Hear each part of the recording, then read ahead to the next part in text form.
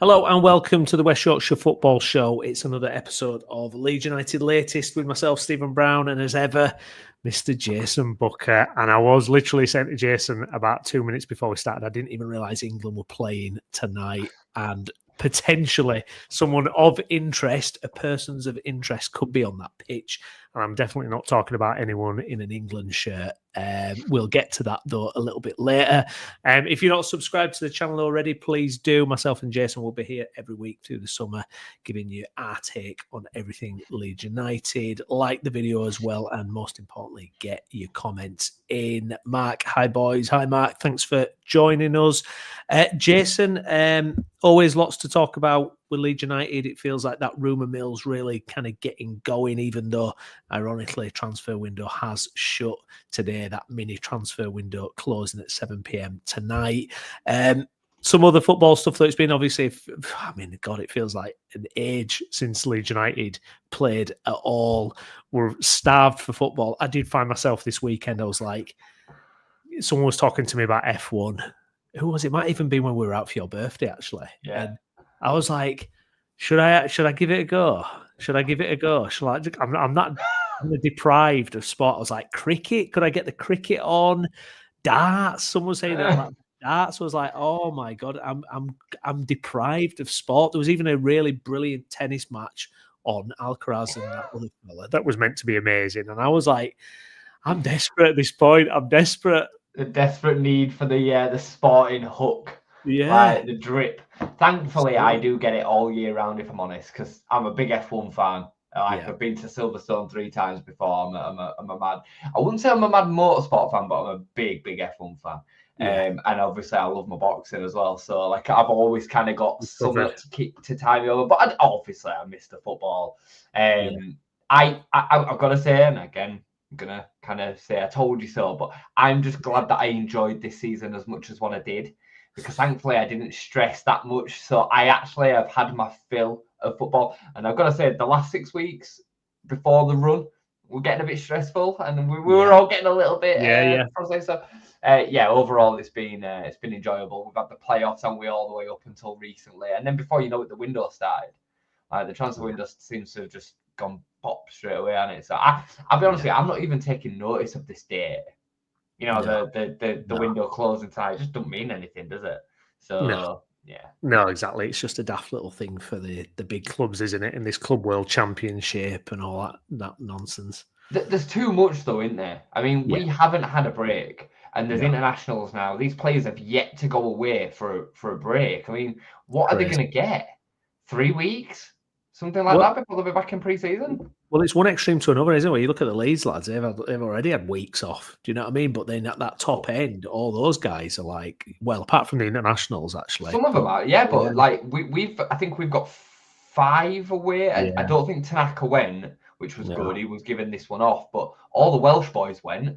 Joe Rodon scored the other day for Wales, which I thought was pretty cool. And there'll be a couple of others as well. So it is an interesting one how little rest they've got this time, and the Club World Cup been getting worse every season though, hasn't it? You know, this lack of rest, and I remember when obviously COVID Euro 20 didn't happen, and then it happened in 21, and then you had the World Cup, which was in December, and then now you've got this expanded World Championship malarkey. You've got the Nations League. It's just every tournament's getting bigger and bigger. Like you say, it's a hell of a lot, isn't it? Really, it's crazy. It's absolutely crazy, really. England at the minute. I mean, a quick word on them. Obviously, they kind of had a 1-0 win over Andorra at the weekend. Disappointed by all accounts. I mean, for me, England is just so off the radar. Like it doesn't even kind of get serious until like far into qualifying, really, before you can see that World Cup coming over the horizon. I'll be honest with you, I'm even more than that. I don't really show up until the tournament. And I know I wasn't like that when I was younger. I'd watch any England game going that was on, but I feel as I've got older and the kind of like the club nation divide has expanded for me, and then the internationals have become so meaningless. Nations League, the amount of friendlies, the qualifiers. I'll have it on, but we're usually in a group in which we would win every game. There's no jeopardy there most of the time. I mean, we've had no jeopardy in a tournament qualification since Roy Hodgson in 2010. I want to say even earlier. Well, that's it. We when I was growing up, the qualifiers were exciting. Do you know what I mean? Yeah, it was like, exactly. We all remember Greece and all that kind of thing. It was like, you really felt like something was riding on it. Like you say, that jeopardy is being removed now because the tournaments are bigger. So every man and his dog can get a place in these tournaments. And, it just like 90% of these qualifiers, you're just going like shrugging your shoulders going, just get the business done, boys. You've got one competitive game usually, haven't you, against whoever will finish second, a Denmark, a Sweden, a Croatia, somebody of that kind of ilk. And then all of the other teams are Azerbaijan, Estonia, Scotland, and San Marino. Yeah. Right, and you're turning the TV on to see how many goals we score. Now, as much as it's great winning games, it means nothing if there's no competition around it. If it's not competitive, it's pointless. So I have completely kind of checked out of tournaments, and then I get the opposite. When the tournament comes around, I'm fanatical about it. I absolutely love tournament football. I will watch every single game from the opener to the final without missing a beat. I love tournament football, and I absolutely love watching us do well. I mean, the couple of experiences that we've had nearly winning tournaments has been some of my best as a football fan. So it is a strange one when it comes to England. Yeah, absolutely. And a massive World Cup next year, America, which 94. That was like my first World Cup I can properly remember. So that's going to be interesting. Moving on though to Leeds United stuff and obviously the transfer rumours, and we're going to go through various links and look if there's any names we skip or miss, throw them up in the comments and we'll give you our hot take on those as well. But want to start with some in-house stuff. You might have seen it on the thumbnail there. Dan James contract talks. So Leeds are offering winger Dan James a new 2-year deal with negotiations ongoing. Apparently, only 12 months left on his deal. I heard that they were only offering him kind of matching terms for what he signed originally. And it's interesting, really, because he's excelled the last 2 seasons, but at a lower level in the Championship. The Premier League, it never really happened, albeit, challenging circumstances. And obviously he's at the peak of his career. He's 27 years of age, so he's got that kind of, you're at that stage, right? You got the mental blend, you got the physical side still. It's a no-brainer to get him obviously signed up. But I mean, if that's true about us not kind of increasing the terms to what he originally signed on in the Premier League, I mean, do you think that's kind of right, really? Probably. Yeah, probably. I think, when he signed for us, he wasn't particularly, we overpaid for him. Yeah. He wasn't coming off the greatest time, being at, Manchester United. It was probably a step too, well, it was definitely a step too far, as we've seen by the fact that he's then had to spend 2 seasons in the Championship. So it was probably on quite an attractive contract at the time, and we know that Radzonauta weren't brilliant at negotiating contracts, so no doubt we were probably paying over the odds for him in terms of a wage as well. It'd have been seen as a step down to come to Leeds from Manchester United at the time, so he was probably on overinflated wages anyway, and I think being re-signed to them same terms is probably pretty fair, given the fact that he's then been a Championship player for 2 seasons and we've never really seen a full Premier League version of him that we would be excited about. And I think some of that's down to the club. I think some of that's down to us. I think some of that's down to the fact that it was at Manchester United at the wrong time for him. And I think some of it was down to the fact that, he then got carted out to Fulham against his will, really. So I think there's a bit of both. But everything that we've seen from Dan James over the last 2 seasons has been excellent. And not only has it been excellent, but it's been a development. We've seen a better version of him, regardless of the level. We've seen more composure, we've seen better decision making, we've seen better deliveries, we've seen better finishing, composed finishing. We never saw that in the Premier League, regardless of the opposition who we're up against. Some of them things, it doesn't matter. Daniel Farke deserves huge credit for him because he's got him back fully firing. I think we'll see a very different version of Dan James in the Premier League this time than we saw. last time. Yeah, it's going to be interesting, isn't it, with Dan James? Because that level going up, and I can't remember what we said about if we had him starting or if we had him like on the bench. I can't quite remember, and it does feel like a little bit. Would you kind of give this guy a go? Does he deserve to start in the Premier League? There's always that kind of, in my mind, there's always that kind of doubt about his actual technical ability at the top level. Is where I probably think, is he quite there? But yeah, it'll be an interesting one, that won't it, just? I mean, I think he is in a pool of players similar to Tanaka, similar to Rodon, similar to Jadon Bogle, maybe even Ethan Ampadu, where you think that they'll be able to step up, but you don't fully know it. Yeah. Like we can kind of make educated guesses based on what we've seen over the last 2 seasons or season in some of the cases that they'll be ready for it. But we don't fully know that because the step up is cosmic, isn't it? So at least Dan James has got experience there. Don't forget, like, Dan James had good spells at Manchester United. When he first went in there, he looked like a really smart signing. He had periods at Leeds where he was really useful. I just don't think he was ever played in the right position. So I think he will give us something different. Ultimately, like, you can't train his pace.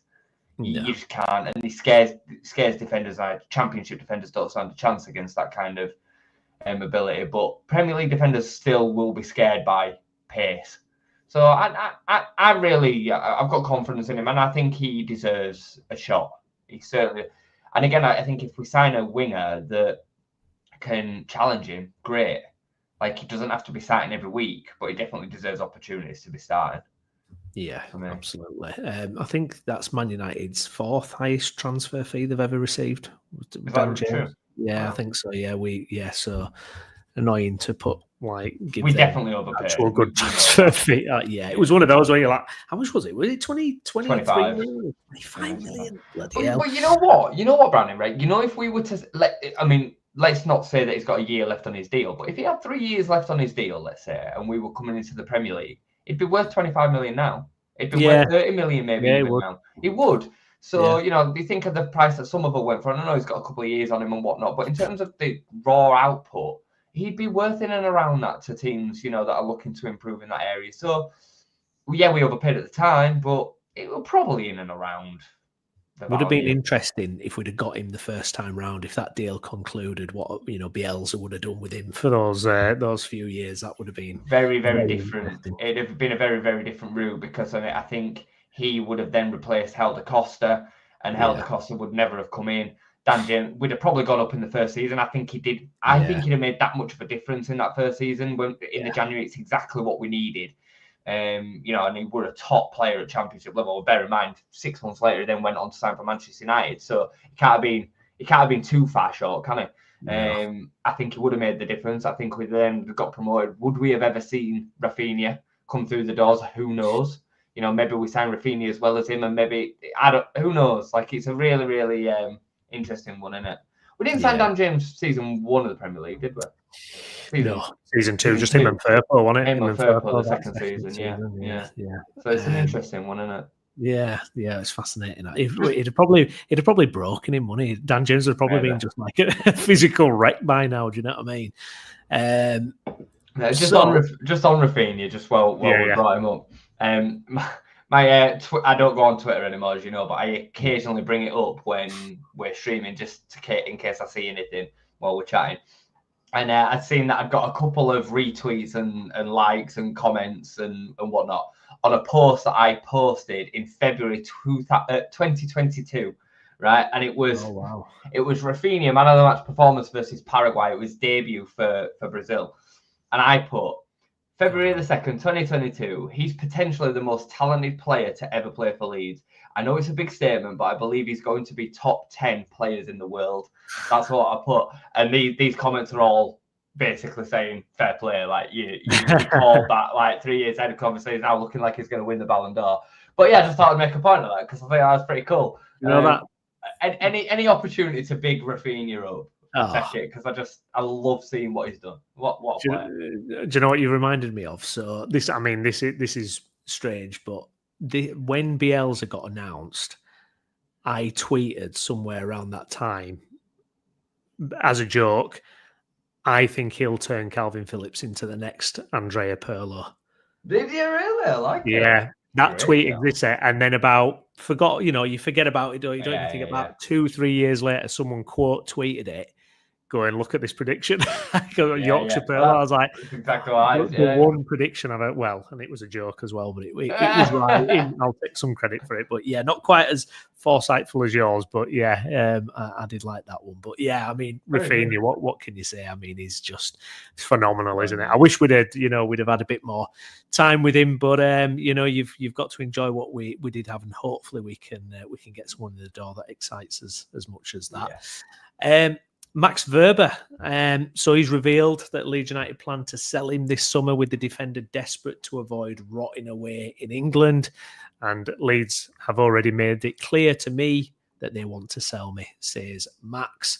It's just never got going for him, has it? I mean, I'm hearing it fees as low as 5 million, and it'll be a PSR profit. And it's a real difficult one. I mean, last season was the opportunity to kind of get himself into the team. I predicted, if he got in ahead of Strauch, he'd stay there. But, he was really curtailed by injuries. And, it's just that fit just isn't quite there, is it, Jason? And going into the Premier League, you're going to need reliability, aren't you? And at the end of the day, can we really rely on Max? And I'm not sure that we can, to be honest.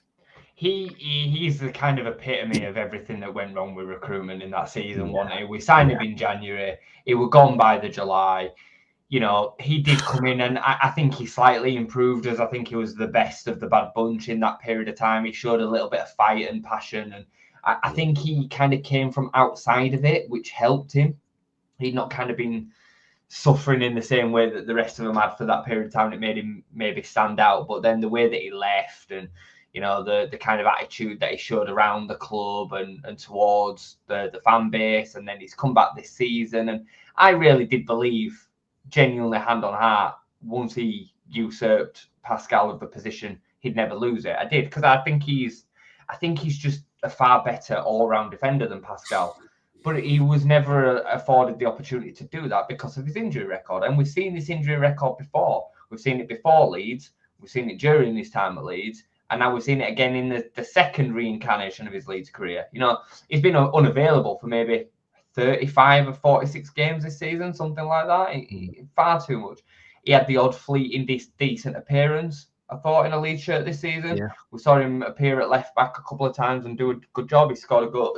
Scored quite an important goal. I can't remember. Yeah, it was at Elland Road, but it was a fairly important goal. I can't remember who it was against now, but I think we won the game 2-0. So, he's played a part this season, and he's still given us a squad depth that we didn't have last season. So, but yeah, the time is right for him to move on. It's right for him. It's right for us. It feels a little bit like Jack Harrison. It feels a little bit like that in that it's just the right time for him to definitely cut ties with Leeds for both parties. It feels that way, But it does then leave us in a position where we're going to need several reinforcements in that back line.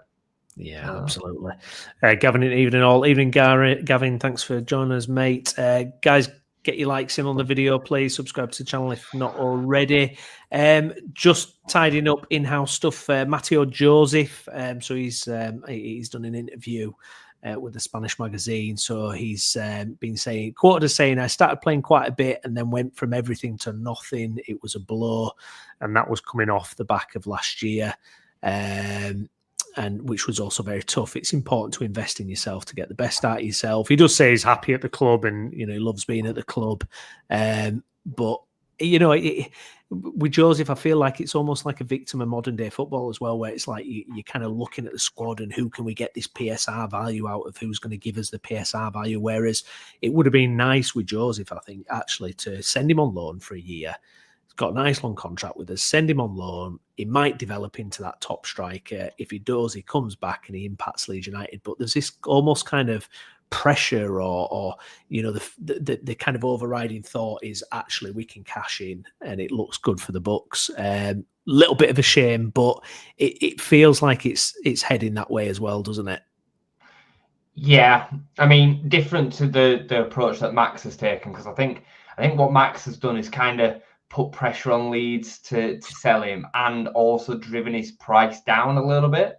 Yeah. There's a potential for that, so it's a little bit cheeky, but Matteo, I think, he's respectful of his position, his feeling within the club.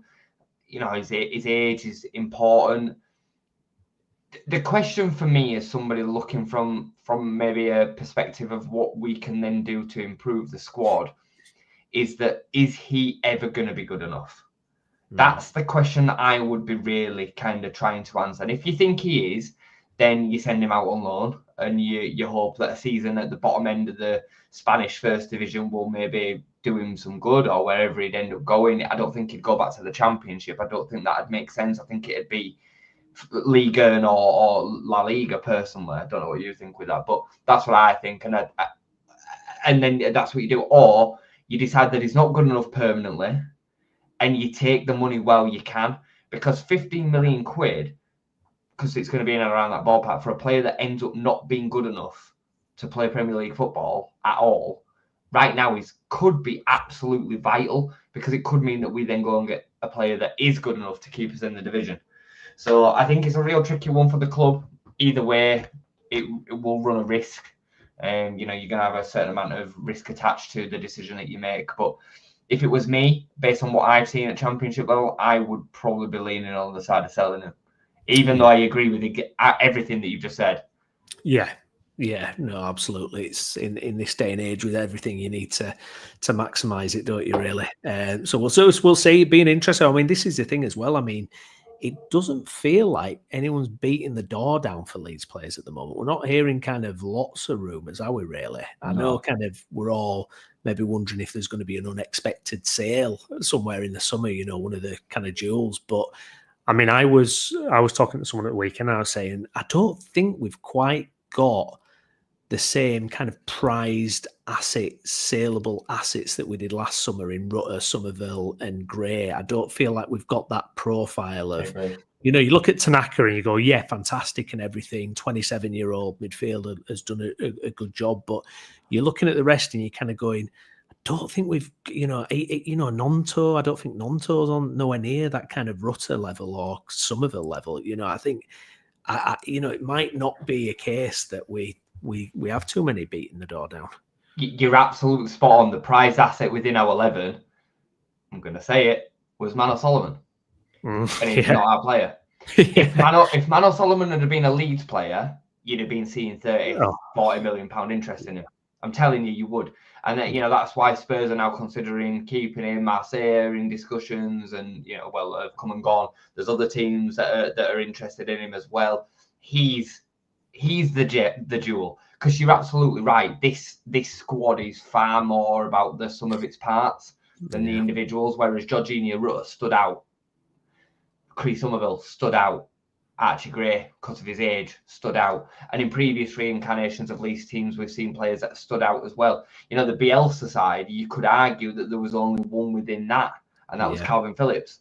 Maybe Ben White, but Ben White's situation was a little bit different. But Calvin was the one that kind of stood out. You think nobody would bang in the door down for Patrick Bamford or Matthias Click or Hernandez, the age that we were at. But you get my point. Luke Ayling, all the players that were the best within that side they were never going to get £20 million offers from Premier League clubs. So I think you're spot on. I think you're absolutely spot on. It's interesting to say that Burnley have actually got more prized possessions than us in James Trafford and Estev, because they are so much better than the rest of the squad. Well, we're not really like that. There is no jewel. You're even right about Tanaka. Tanaka's got so much kind of, I think, trepidation around him as to whether he could make that step up, that it's not worth the risk of paying what they would have to take him away from us.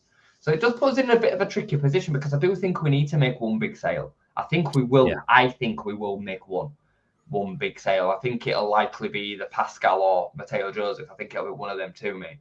Everything that we're hearing is, pointing towards a centre-back and several centre-backs. Excuse me. I think he will be definitely, and he's sellable. Even though, I've got my issues with Pascal, I can understand why some clubs would be prepared to pay 20 million quid for him.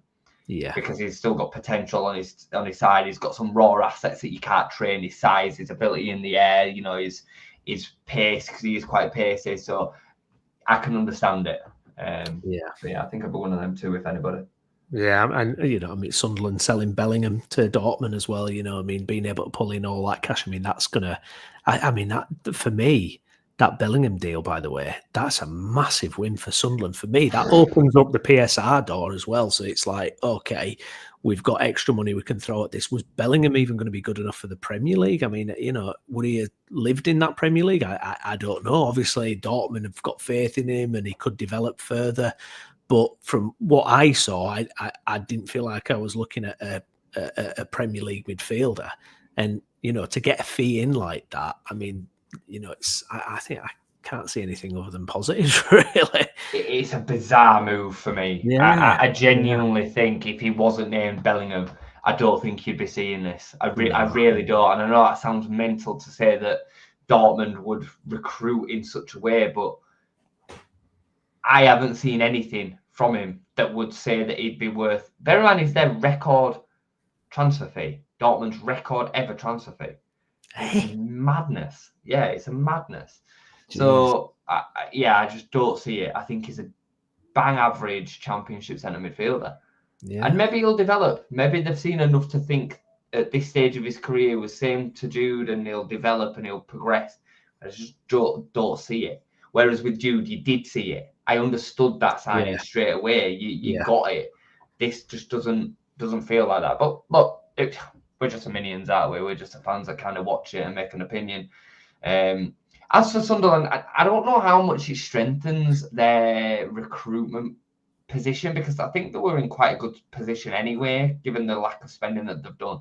And Sunderland's problem is going to be, regardless of the fact that they can now spend more money, it's going to be attracting the players to the project. Yeah. And how are you going to attract somebody to come and play within that squad, which is pretty much guaranteed to finish in the bottom three?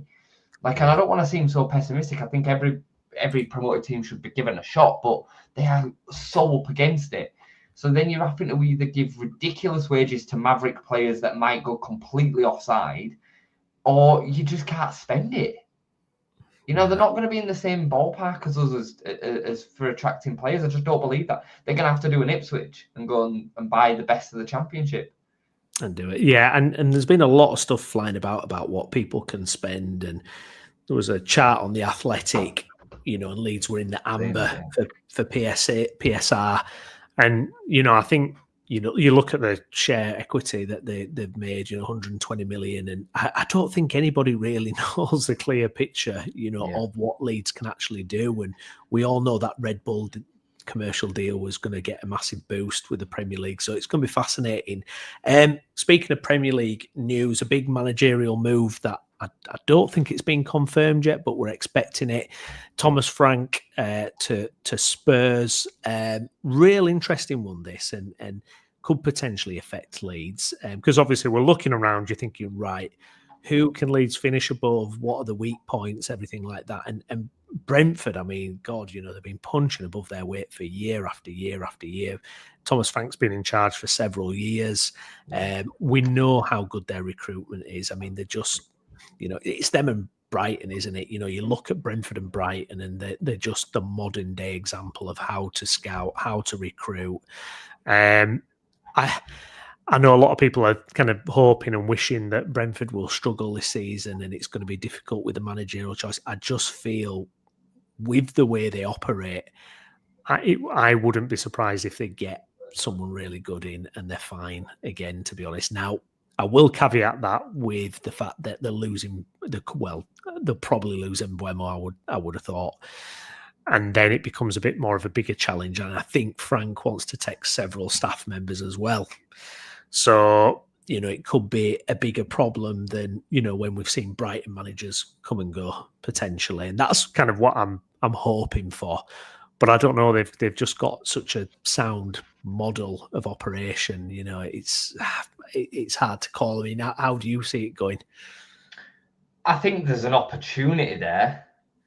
At the end of the day, Brentford can only keep on attracting the players for a certain amount of time, and the recruitment process, there's always a little bit of luck involved in recruitment process. And when you're trying to attract players to come to a Brentford over going to all of the other available options within the Premier League, especially those ones maybe in and around London, you're going to have to take even more of a risk to attract them players, because they're not going to be wanted by some of the bigger teams, even Fulham.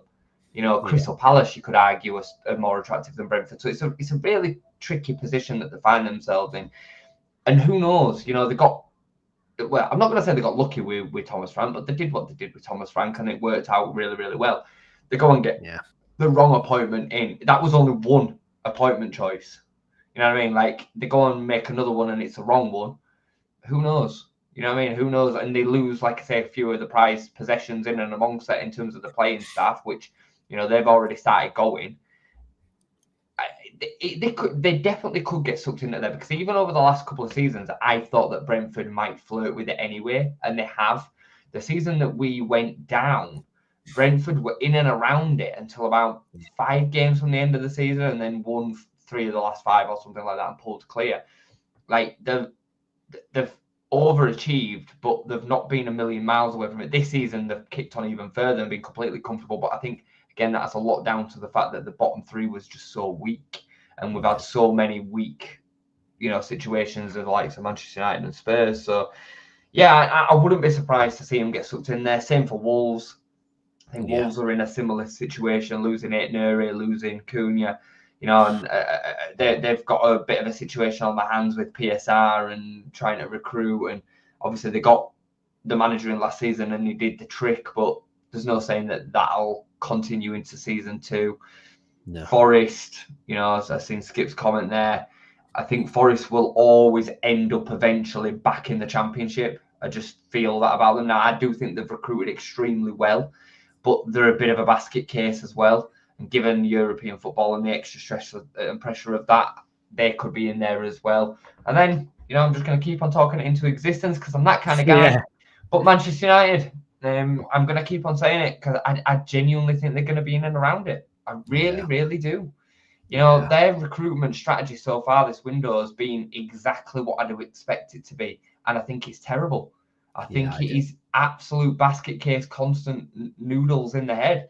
Like, and they just continue to progress in it. No strategy, no thought, just the kind of, slightly decent season. He's done well buying. Yeah, it's just mental. So, yeah, it's going to be super interesting. But there'll be at least one that'll come in and potentially replace us.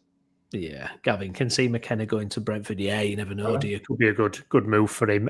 Just a quick comment as well about how you think Frank will do at Spurs, because I've been listening to a couple of podcasts and I think it'll be interesting that, because Brentford, I mean, Frank's been quoted before in the past saying it's very easy to manage Brentford because the expectations are pretty much on the floor, really. He lost his first 8 games, or he didn't win in his first 8 games as Brentford boss, and he did that in, I think, for Bromby or someone who was at before. And it's going to be interesting, that step up for him, and if he's actually going to be able to do it, because the infrastructure at Brentford is like such a tight-knit, well-run machine. You go to Spurs and all of a sudden it's kind of, different ballgame entirely. And, it wouldn't surprise me if it didn't actually go well for him at Tottenham. Really wouldn't. Yeah, it wouldn't surprise me at all. It reminds me a little bit of when Moyes took over at Manchester United from Everton.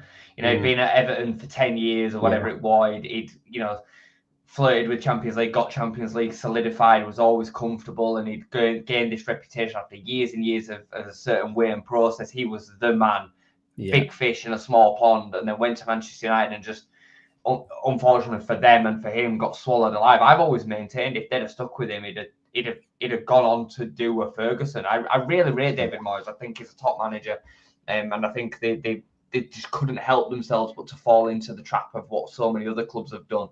Even though time had told them, through their era with Ferguson to stick by him, they couldn't. So, and it kind of feels like that with this. I mean, I think Daniel Levy had kind of tried his best to push back on doing that.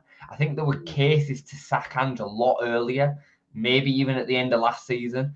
And I think he's really, really tried to let it work. But I think he's also then made a smart,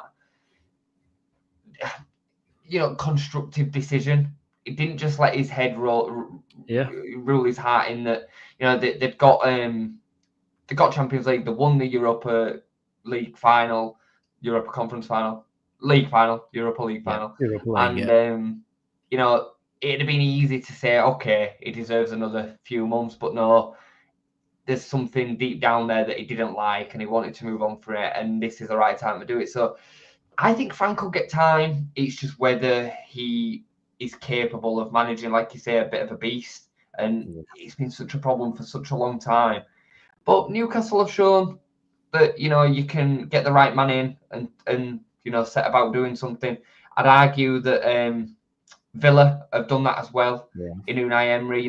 Both have been bit of basket cases over the years, and both got sound appointments when they were in trouble as well. Both teams were in trouble at the wrong end of the Premier League, and they've turned them into European contenders. Newcastle nearly finishing second, a couple of games away from finishing second. So who knows? Like but it is a massive step up, mate. Massive. Yeah, absolutely. Okay, well, let's get to the transfer stuff then, shall we? Going to throw a few names at you, Jason, but we're going to start with the man who's playing tonight, apparently, Habib Diarra. So he's the Strasbourg midfielder. He's age 21. I think, is he captain as well of their team? I'm seeing things Strasbourg. Yeah. I'm not sure about that. I mean, but I don't know where I heard that. I don't know if I'm making that up. But they've got an incredible young side, though. I know that. They do. Yeah, and he's only 21 himself. And apparently Leeds have made an offer of about 22 million. I've got a little graphic here, just a little breakdown for Habib. 30 games, 4 goals, 5 assists, central midfielder, box to box, tackles, passing, goals, assists. One of those that I didn't know anything about, Jason, probably heard his name, very in distant corners, but never really kind of watched him or seen him play or anything like that. But I've got to admit, just kind of one of those, when it comes through and you start to look into it a little bit more, you can't help but get a little bit excited and go, oh, love being back in the Premier League and being linked to these type of players. What do you make of that as a link? I mean, there seems to be some conflicts about it saying, it's probably not going to happen, but then others saying, oh yeah, actually it might do, But what do you make of that as a transfer potentially? I think he's one of them that would. Oh, is that right? He scored the second. He scored the second. Ismail Assar scored the first for Senegal. The 2-1 up at the moment. So he's maybe just put another couple of million quid on his transfer. Oh, bloody hell! Go on, Diarra. He's an exciting one, mate. He's a very, very exciting, all-round, action-packed midfielder. Can play in the 10, can play in the 8. I wouldn't really class him as an out-and-out 6, but he's pretty good with reading the game and his interceptions. Little bit think of N'Golo Kante kind of style. Yeah. I know Kante wouldn't have been a natural 10. I don't think Diarra is a natural 10 either, but he can play in that spot, more the box-to-box role. People out and out think of Kante as being a tough tackling, ready midfielder. He wasn't really. It was more his water carry work from box to box that was really good at. I think at Leicester, people saw Kante as often winning the ball, but it was more from his industrialization movement than it was his ready-made, tough tackling. And he never really played as a 4 for Chelsea. That wasn't really good. People think that it is, but that's because they don't really watch the full games. I would kind of put him in that mold. I think it's a really exciting signing. Goals, assists. Strasbourg are a funny side, being managed by Rossini this year, who was at Hull last year, but they're also Chelsea's basically their feeder team. Just gone 3-1 according to Gavin. Savali. Wow. Not looking good for Tuchel. No. Anyway, that's why we don't watch it. That's why we're streaming. Really, really exciting, mate. 21-year-old. I think if you were talking another 3 years and he's developed even further, you'd be talking about the next set of teams. But it's very similar to speaking about Rafinha again, getting in and taking the risk before potentially being that next step up. The big teams are not going to take a chance on him just yet because there's no way that they can know that he'd be able to compete at that level. But we'd be prepared to take that risk to then maybe have to sell him on in 3 years' time for a bigger project. So super excited by it. I really hope it's one that we can get over the line. Yeah, be absolutely thrilling if we can He's do a that player, mate. Transfer He's a window player. opens again. Jaka Bijol.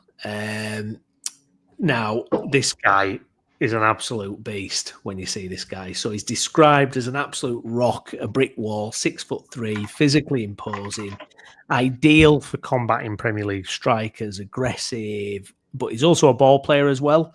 So he's got a good passing range and he can contribute to build-up play, which is all kind of important stuff for a modern-day defender. They talk about 17 to 20 million. For the Slovenian international, I mean, be a bit of a statement, that one, wouldn't it, Jace? He was the first player I mentioned in our WhatsApp group pre-season. I don't know if you remember. We got linked with him fairly early, and I was like, "This lad's a player, mate. Like this lad's a player." And he's been capped by Slovenia over 60 times. He's a good age. He looks. I mean, he is Slavic, but he looks very Slavic. You know what I mean? Like big, brute, kind of just carries himself a bit like Vardiol, but bigger. You know what I mean? This is a super signing if we get over. I mean, talking about advancements and progressions on Pascal Struijk, this lad is levels and levels and levels above him. I think he's right-footed, however, off the top of my head, which I don't know if that's going to be a problem or not. I think we've been kind of hoodwinked into thinking that we have to have two centre-backs that are of different feet. And I understand the credentials around it, but Bielsa was married to it. It was like absolutely one left-footed, one right-footed. That was it. And he would not kind of stay away from that. And we've seen it ever since, haven't we, at Leeds, because of Pascal, really. So whether that'd matter to Farker or not, I'm not sure. I think if you're competent enough on your weak foot, I don't think it really matters. So, yeah, super excited by this. At Udinese, played over... I've played around 100 games, I think, for them. Top player, top player. Yeah, another exciting one. It did seem to kind of go up a level, didn't it? The transfer links in the last couple of days. It was like, that's a bit more exciting than Sean Longstaff. No, kind of, no disrespect. No disrespect to him. What about this one as well? This one came through as well. Rodrigo Muniz, obviously Fulham striker, not played as much as he would want. Obviously, Raul Jimenez has been, taking that leading line for them. Difficult deal, I can imagine, though. Fellow Premier League club, but I mean, a great age, 24. The kind of profile looks good. Is averaged a goal every 150 minutes in the Premier League. What about that one, Jess? Well, they hit a real purple patch, didn't it, for Fulham? Yeah. I can't remember if it was last season or the season before. I want to say it was the season before, and he just couldn't stop scoring goals. I think, if I'm right, it was when Raul Jimenez...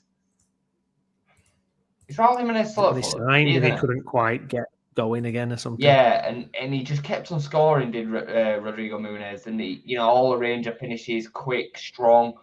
It's a really interesting one. Like, from what we've seen of him at Premier League level, he's capable of doing that. And he'd give us something very different to Pirro. And I think he'd also give us something that had come from having the attitude of, I'm the man.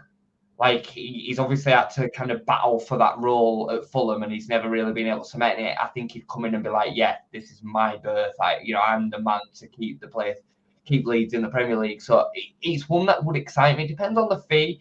I won't, if I'm trying to play the accountant role that unfortunately we have to do as fans, I wouldn't want to be spending anything more than 30 million would be excessive, because we don't know whether he's fully ready. But then you're not going to be able to just go and sign a fully ready Premier League player as Leeds United going to come to Leeds. So it is a real tricky one.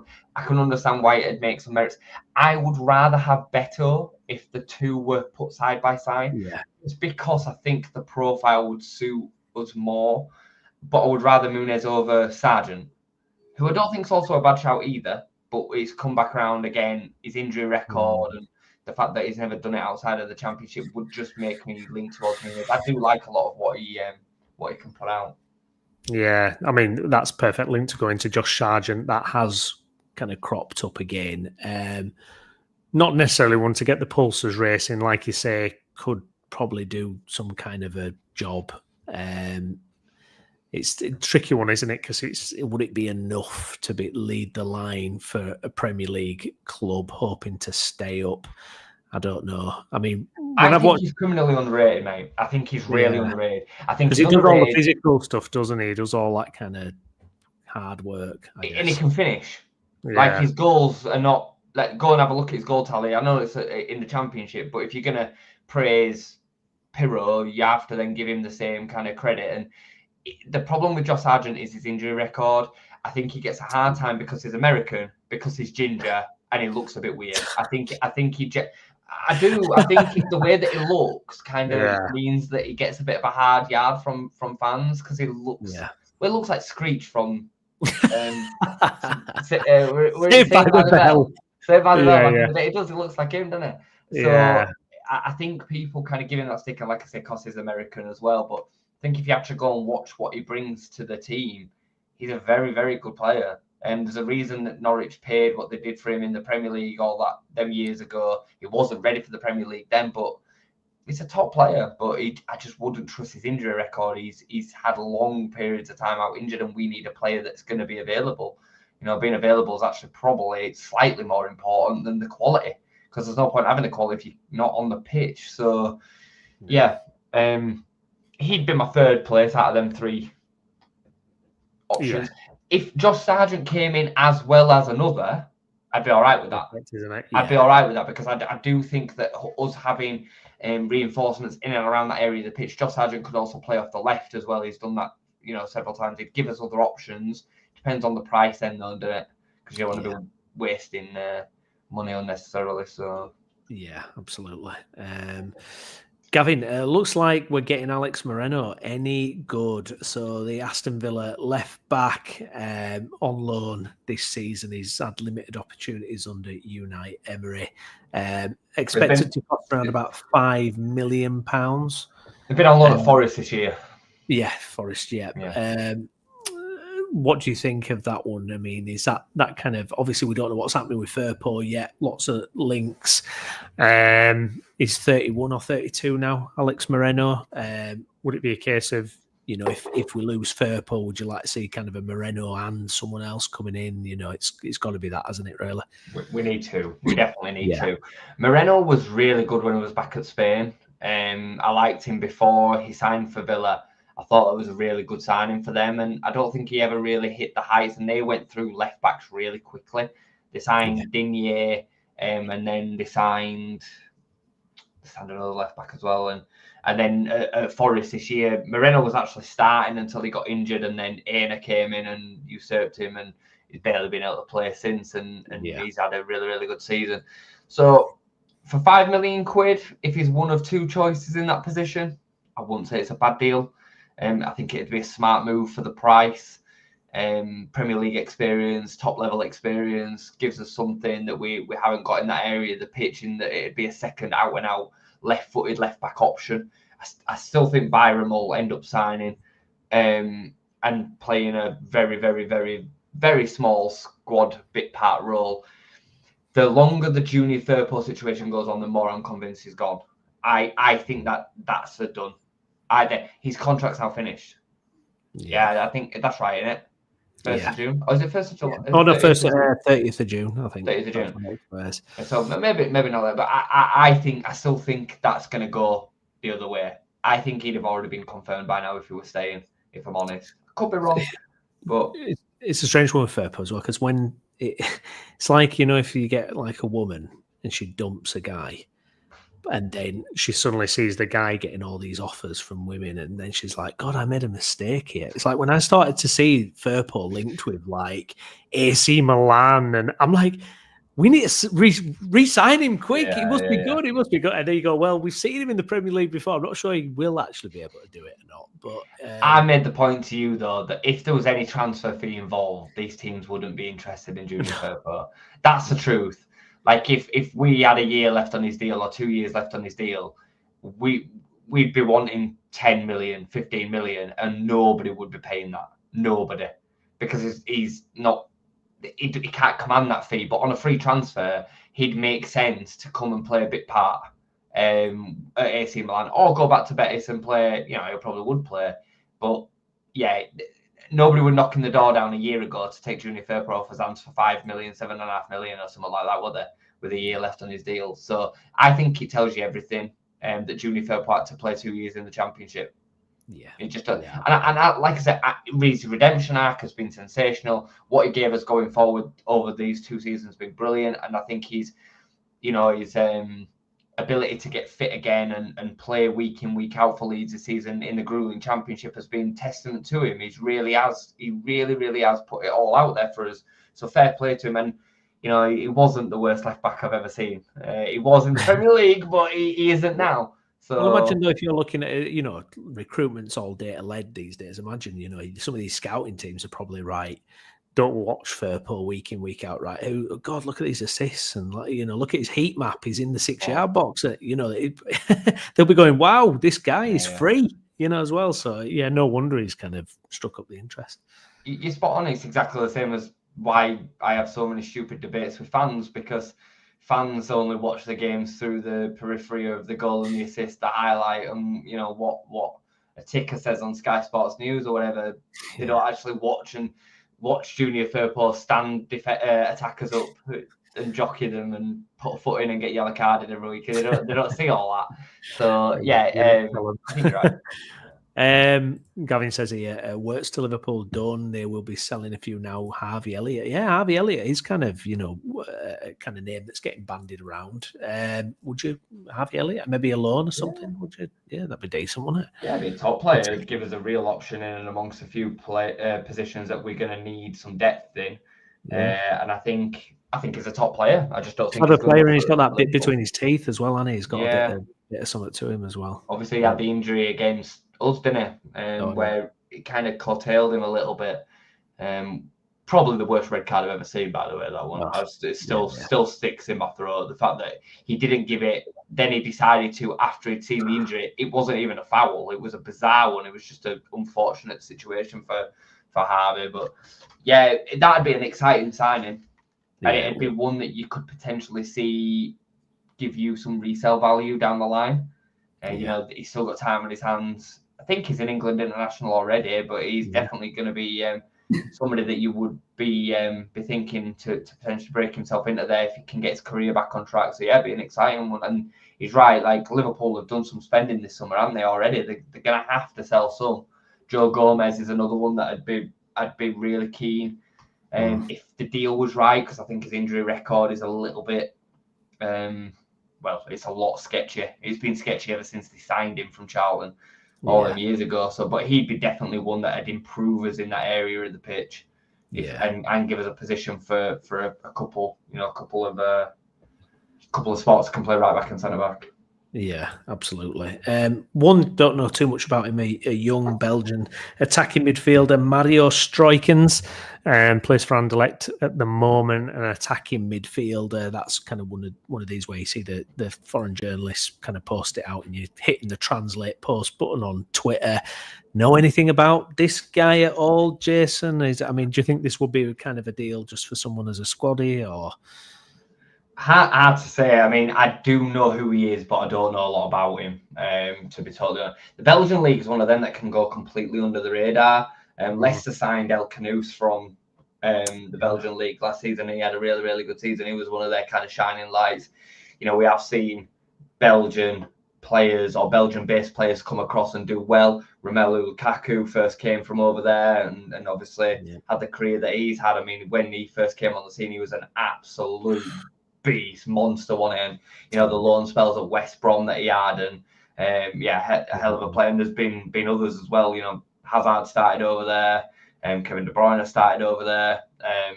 Real golden generation they've added. Axel Witsel, what a player he won. He went on to have a bit of a nomadic career, but some sensational talent. Jan Vertonghen, Alderweireld, could go on and on and on.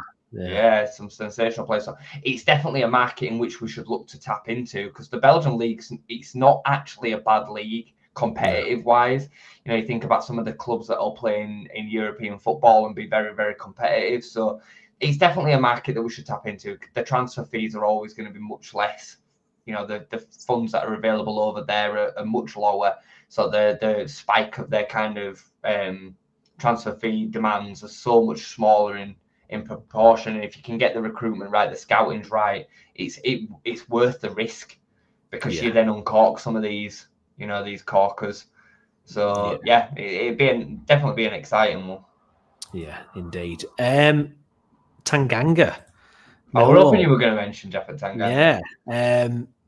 I mean, very low fee. I think 1.5 million or something. They're saying. I always remember him from the Spurs documentary when Mourinho, and you thought, God, this guy's going to be unbelievable. I mean, what's your take on that? I've heard kind of both ends of the spectrum. Some people saying, yeah, no brainer. Other people saying, if it was like 8th choice centre back, maybe. I mean, what do you make? Would that just be a canny move? Do you think someone of that kind of Premier League experience get him in there? People need to realise where we are. Jesus. Yeah. People need to realise where we are, Brownie. Like, we're not shopping in, a certain basket yet, which can afford to spend 15-20 million quid on a 3rd choice centre back or 4th choice centre back or a 3rd choice right back at 1.5 million quid, which is what it's been quoted at for a release clause to a Premier League club. This is an absolute stone cold no-brainer. Like, he's a really solid defender. He had a fairly decent start at Spurs, good reputation. I was really surprised to see him drop down to Millwall. And I think this release clause makes a lot of sense now, because it's clear that he needed a bit of a reset. And it was, Millwall were basically prepared to take almost like a free of charge loan.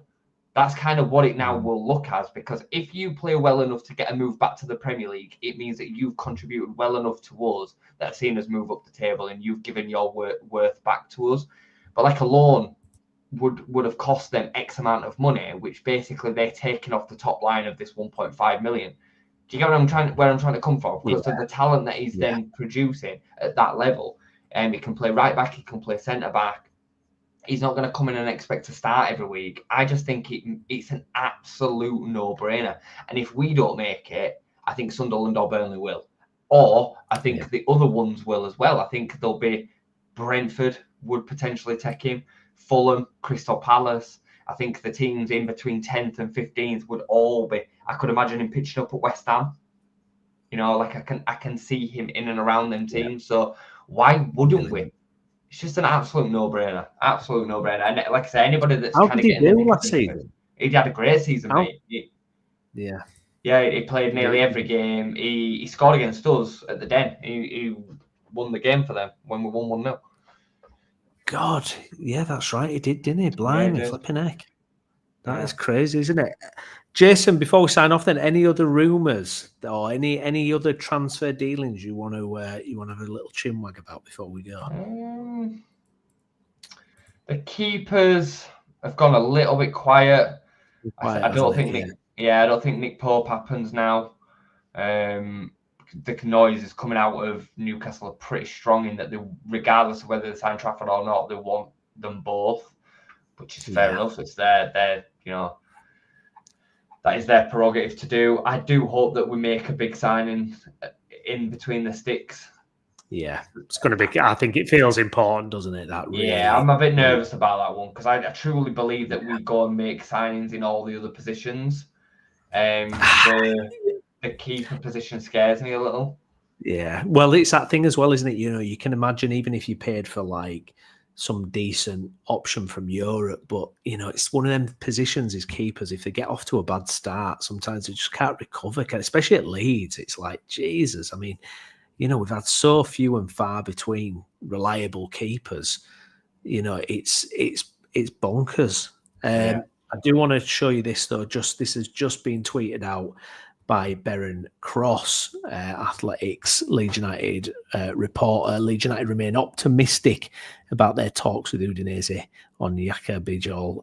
Latest negotiations between 15 and 18 million, but ongoing.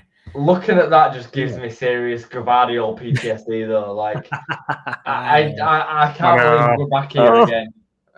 Well, I know. So I saw someone on Twitter had put about Habib Diarra saying this is going to be our, DePaul You know, DePaul. Rodrigo I mean, remember the DePaul saga?